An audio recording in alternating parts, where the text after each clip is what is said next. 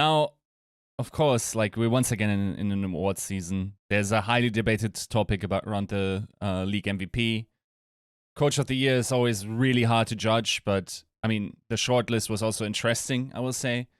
Yeah. Rookie of the Year, like all these selections need to be taken. If you had a vote, who would you have gone for in these 3 specific awards? I agree with your videos, and I think this is the easiest year to pick MVP ever. Actually, I think that it's like, to me, it's like clearly Leave. I think not only has been the best player, like without him, that Chengdu, like the level they've climbed from where they were last year to a genuinely team that not only plays meta but is genuinely very, very good at it is insane. So for sure, he's MVP. Can I ask you real quick to explain maybe to people why you think he's so important and what he does differently than others?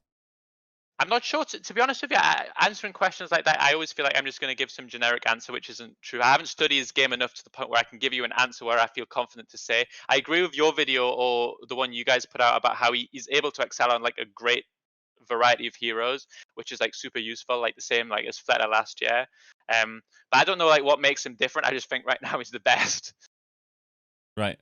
And then Coach of the Year, is that an award that makes sense? And how do you interpret it? And who would it be for you? For me, I think Paris is maybe the team that's over. If you consider their budget and the ping issues and everything that they had to go through, I would argue that's the team that's overperformed their expectations. So I would be tempted to give it to Get Amazed if I was allowed to. If not, I think Moon's a fair shout because they have been the best team and continued that, which other teams have they've dipped, right? So I think Moon's fine, or Get Amazed, one of those two. I like to give it to the coach who, like, I voted for Packing last year as well. Like, I like it, the coach that's like got what his resources are and push them above that level. And to me, I think that's Paris this season. Not just the coach that wins, because why don't we just give like Shanghai coach and Shanghai players all the awards, because that's really easy, right? Then we don't have to think. Yeah. So I guess the argument would then be, why not give it to Rush? Because he, I mean, he didn't have a hit scan player as well, but he did win tournaments and he did get to another final, right?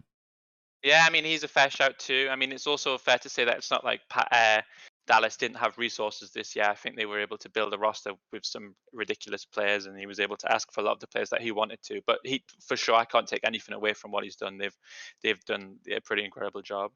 For sure. And then rookie, is there anyone else but Pelican?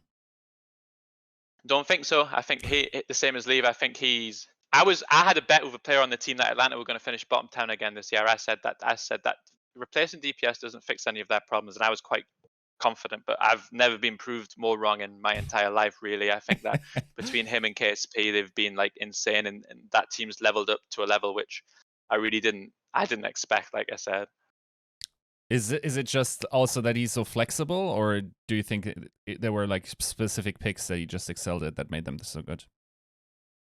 I'm not sure. Like, really, I'm not sure. I have to admit that with NA this season, it's been harder for me to watch with the time zones than it has been in the past. So I could sit here and say, oh, it's just like a flexible, like mechanical god or whatever. But I'm just kind of just saying things to make myself look smart at that situation. I'm not fully sure what makes like these players that, especially the ones which I don't get to like speak to players on their team or hear anything about. It's hard for me to look at just their performances and say what makes them different.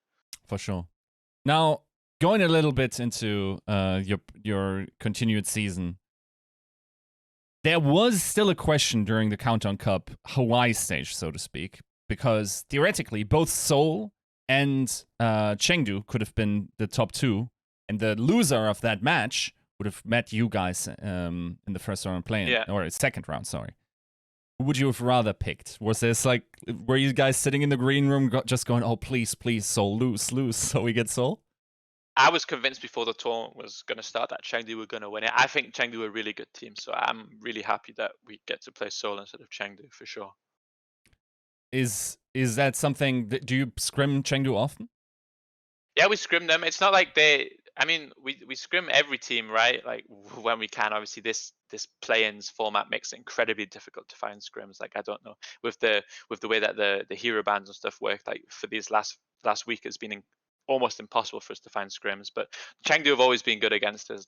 They've always, I think, since they really figured out the meta and started to play to their own strengths, they've been absolutely one of the hardest teams for us, no doubt about it. Right. Now, before you get to Seoul, you first have to beat the Spark. Now, there was also, once again, like theoretically, there was, because we have the American system and also the the bonus points in the tournaments, there was this miracle run for NYXL, and they seem to be picking up steam towards the end of the season. So, are you happy that you get to avoid that team and play the Spark instead? Maybe. I mean, New York have given us problems this season in games where we felt like they shouldn't have. So maybe they are like a bogey team for us not having to play them is fine. I think Spark are going to be stronger off hero bans anyway. I think it was difficult hero bans for where their strengths are. So I think they're going to be a tougher competition than maybe you would expect from their last 4 performances. I don't think there's going to be any easy games at this stage of the season anyway, to be honest. Right. I mean, they themselves probably have a candidate for Rookie of the Season. What do you think about Shy? I think on the heroes that he has to play, he's absolutely insane. I think especially when you see a player like that who's probably on a team where there's like language barrier issues and stuff like Spark have probably had during the season, I think it makes his performances like even more impressive. It's probably a good time to be a Chinese fan of the Overwatch League, all things considered. Very true. How are you feeling about your play in preparation? You said you had some troubles maybe in the last week finding scrim opponents. Like, how's it going right now? Yeah, so it's not just us, I should point out. It's like the problem is there's 5 teams left in APAC scrimming, right? But Chengdu's on a week break, so we can't scrim Spark or Seoul because they're also our opponents. And you can't scrim contenders teams, which is normally what teams do, because they were playing on hero bans up until this week. So we're in this situation where every team's desperately trying to book as many Shanghai scrims as possible, and then the rest you kind of just had to figure out a way to make the time valuable. I heard that some teams didn't even scrim; they just took the time off because it was like it's physically impossible to find anyone that can scrim on this hero ban, or lack of hero bans, I should say. So it's been challenging. I think we've made the best of the situation. I can say that our prep's been as good as it physically could be. I think we have everything in terms of strategy, in terms of players. Everything has come together at the end of the season for us. Like we now have almost the entire team here. We have like a good mood, good atmosphere within the team. Like I think everybody's pretty optimistic. So we are really confident. Genuinely, we think that there's a really good chance that we'll win through the play-ins and we'll make it to Hawaii this time. True, yeah. I mean, looking at then the Hawaii stage or the playoffs, there must be, in people's minds, there's probably the 2 big candidates to win it all. Would probably be first Shanghai, of course, with 2 stage titles. It's very hard to say no to that. Theoretically, Dallas, because they won the tournament that didn't have hero bans at all, even though then we got to the Wrecking Ball meta, which Shanghai seemed to have been figured out. So are those the clear 2 favorites, or do you think, given what you said earlier in the interview, do you think Chengdu is more likely to pull it up than Dallas? I'm obviously biased a little bit, but I really think an APAC team will win the league this season. I think that this meta, it's good for Shanghai, it's good for Chengdu. I believe it's good for us too. So I really think it'll be one of those 3 teams which win it this season. What is so great about Shanghai that they were able to dominate this season? I just think that Fate's actually an incredible player. I think people undervalued him a lot last season on Florida. I think he was one of them. Like whenever we scrimmed them, I learned a lot from Fate more than I learned from other main tanks scrimming them. I think that any meta where Lip can play Sombra, it's a problem, and Fletter obviously is like a world-class tracer, so the meta fitted them perfectly. Combined with the fact that they didn't have to change a lot from last season where they were already good, it's like the perfect storm for them to kind of continue their level while everyone else like the seas wavered. Like I think for us and Shock, we went through problems which we couldn't keep up the level that we had last year, whereas Shanghai was absolutely able to maintain it because of the fact that their roster stayed the same, everything stayed the same, and it's a pretty good meta for them. For sure.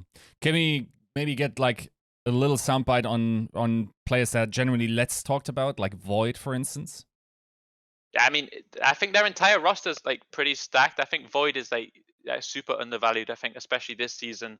I think in the ball Diva Tracer Sombra, the Diva is actually incredibly important. I think that is one of those roles where you don't notice it, but Void has always been like a world-class player, and I think he's one of those players which they'll probably never look to change, and he'll just stay as their core. Like I said, Izyaki's finally starting to get like the credit that maybe he deserved a little bit. I still think that like every team has like a world-class flex support, but Shanghai was also in that boat. And like I said, I really, really rate Fate as a player. I think even from his time on Florida, I think that I've been like, even Fearless is really good. I was still confident that trade might work out well for Shanghai. Right. I'm going to ask you to do the impossible and lay off the coach classes and the rose-tinted ones on that. But do you think that, speaking of flex supports, world-class flex supports, do you think Alarm deserves a Roll-Star shout this year? Even I take off my rose-tinted spectacles, I still, hand on heart, you can put a lie detector on me, believe he's the best player in the world, and I think that he's been, without him, this season would have looked differently. Like we in the coaches dugout get to watch it from different people's POVs, and every time you watch Alarm's POV, there's stuff he does which is actually unbelievable. And obviously the observers don't get to do it. They should just run a co-stream called the Alarm POV. It would get more views than the mainstream. It would be more entertaining. And I promise you, after you guys watch that stream for a map, nobody's talking about is Alarm in the MVP candidates. It's a joke how good the kid is. I feel desperately sorry that he wasn't in the top 10 because of how collectively as a team we've done, because he deserves it 100%. Right. Then we wish you the best of luck in your play-in preparation, and then going forward into the playoffs as well. Thank you very much.